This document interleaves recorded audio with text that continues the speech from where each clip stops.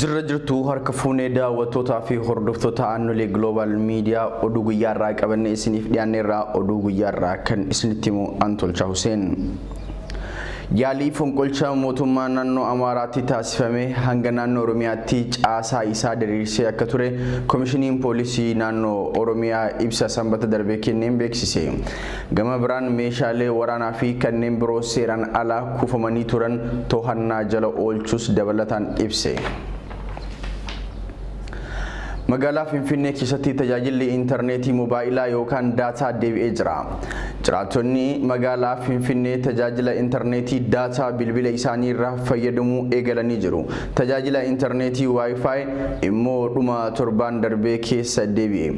Haa ta'uyyuu malee ammas tajaajilli intarneetii kun magaalota Itoophiyaa biroo keessatti akka hin deebine himama. Yaalii fonqolcha mootummaa guyyaa 9 dura taasifameen booda tajaajilli intarneetii guutummaa biyyattii keessatti adda cituun isaa ni yaadatama. Giddugaleessi gabaa magaalaa Hararitti balaan ibiddaa mudate. Giddugalichi magaalaa Harar naannoo Maabiraat Hayiliitti kan argamu yommuu ta'u, sababni hin beekaminiin balaan ibiddaa irra ga'eera.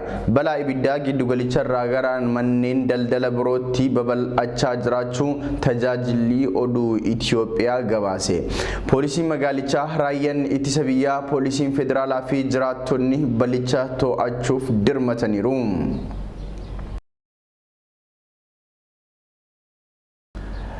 Dr. Daniel Baqqalaa Komishinara Olaanaa Komishinii Mirga Namooma Itoophiyaa ta'uun muudaman. Manni maree bakka bu'oota uummataa walgahii isaatiin yaada murtoo muudamaaf dhiyaate raggaaseera.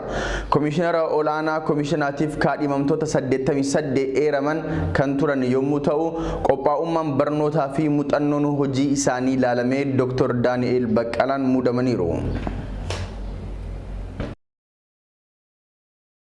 Naannoo Oromiyaa godina Harargee lixaatti talaalliin koleeraa lammiilee 300,000 kennamaa jira. Itti gaafatamaan waajjira fayyaa godina Harargee lixaa obbo Ahmad Muhammad talaallichi aanaalee godinichaa 5 keessatti gandoota argaman 47tti kennamaa jira jedhan. Talaalliin kaleessa eegalee aanaa Gammachiis, Odaa Bultum, Ciroo, Bordoddee aanaalee birootti kennamuu eegaleera.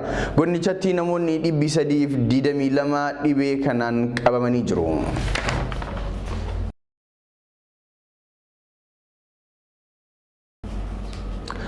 Koreen giddugaleessaa sochii tokkummaa dimokiraasummaa uummata Gaambeellaa guyyaa kaleessaa walgahii ariifachiisaa gaggeesseen haala nageenya naannichaa irratti mari'achuun kallattii of duraas kaatee bal'inni isaa akka itti aanutti isin bira gaha. Koreen giddugaleessa sochii tokkummaa dimokiraasummaa uummattoota Gaambeellaa walgahii ariifachiisaa gaggeesse. Korichi kaleessaa magaalaa Gaambeellaatti walgahee mari'ateera. Dura ta'an sochichaa obbo Umud Ujuluun koricha rakkoo nageenya naannichaatti mudachaa jiru xiinxaluudhaan kallattii furmaataa kaa'eeras jedhan. Ramaddii hooggansa haaraa erga taasifameen booda naannichatti nageenyi fooyya'aan jiraatus magaalaa Gaambeellaa fi aanaalee muraasatti rakkoon nageenyaa mudachaa jiraachuu ibsaniiru. Olaantummaa seeraa kabachiisuu irratti qaawwi akka jirus eeraniiru. Misoomaa fi nageenya naannichaa mirkaneessuuf kutannoodhaan akka hojjetamuuf kallattiin waloo kaa'amus ibsaniiru. Hooggansi finxaalessummaan butamuun caasan nageenyaas nagaa fi tasgabbii naannichaa eegsisuuf olaantummaa seeraa kabachiisuu irratti qaawwa akka qabu gamaagamameera. Haaluma kanaan nageenya naannichaa tiksuu olaantummaa seeraa kabachiisuuf kallattiin kaa'ameera. Caasaa nageenyaa irratti tarkaanfiin sirreeffamaa kan hojjetamu ta'us dura taa'ichi ibsaniiru. Hojiin konkiriitii guutuu hidha haaromsa Itoophiyaa dhiyeenyaatti ni eegalame jedhame. Hidha haaromsa guddicha Itoophiyaatti hidha guddichaaf hojiin konkiriitii guutuu ji'a fulbaanaa irraa eegalee kan eegalu ta'uu hojii gaggeessan olaanaa hidhichaa Injiinar Kifilee Horroo ibsanii jiru. Dhaabbileen kontiraaktaraa hojii kana raawwatan 5 meeteek irraa hojii fuudhuun gara hojiitti galus himanii jiru. Injiinar Kifileen akka ibsanitti hojiin guutiinsa konkiriitii ala buufata madda anniisaa keessatti hojiin si'oominaan hojjetamaa jira jedhan. Hojiin konkiriitii wal qabatee garuu sibiilonni dhaabbachuu qaban waan jiraniif isaan erga dhaabbatanii booda hojiin konkiriitii guutuu itti fufa jedhaniiru.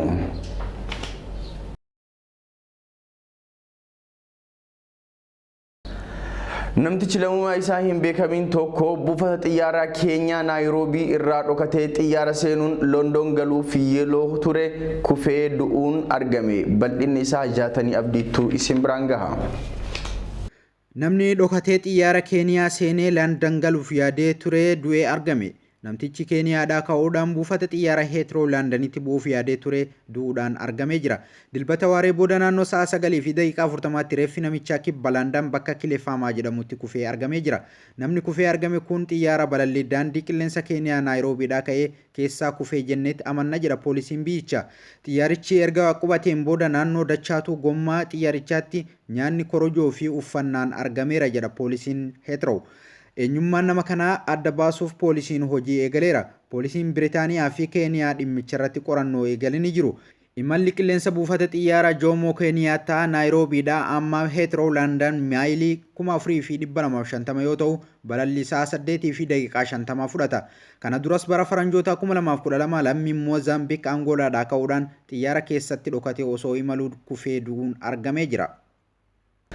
Pirezidaantiin Ameerikaa Doonaald Tiraamp Iraan akka oomishtuuf kan ayyamameef gabbisa yuuraaniyeemii bira dabarsitee oomishuun isii biyyi Iraan ibiddaan akka taphachuutti laalama jedhan.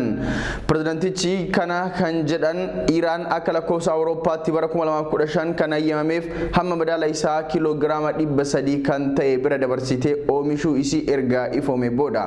Pirezidaanti Tiraamp Iraan daangaa kaayameef cehuun kun gatii hamaa kan isii kaffalchiisudha jedhan. Egaan hordoftoota keenyaa oduun guyyaa irraatiif qabannee isiniif dhiyaannee kanuma sagantaa birootiin hanga walitti deebinutti nagaan nuuf tura.